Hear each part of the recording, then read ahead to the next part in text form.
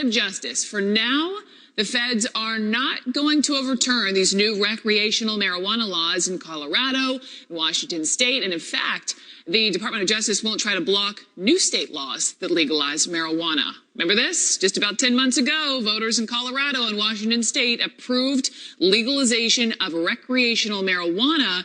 And since then, you had lawmakers from both states. They've been asking the Justice Department for guidance. How would this work? Federal law, as you know, bans all possession of marijuana. So what happens when state marijuana laws clash with federal laws? Justice reporter Evan Perez is on this from Washington. So big news, Evan, from the federal government.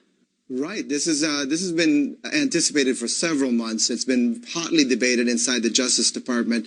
Essentially, what the federal government is saying is in these states where they've passed these laws to allow recreational use, and in those states where they allow medicinal marijuana, and the District of Columbia, for instance, that the feds are not going to essentially get involved with recreational use or with medicinal use. That essentially they're going to focus on what they say are 8 priorities, which is keeping pot out of the hands of minors, making sure that that it's not being trafficked across state lines, and that drug cartels aren't involved in the marijuana trade. If you steer clear of these areas, the feds are saying we're not going to come after you. So what about the agents who would normally come after you, even though now it's legal in these states? Does this essentially make their job easier, or no?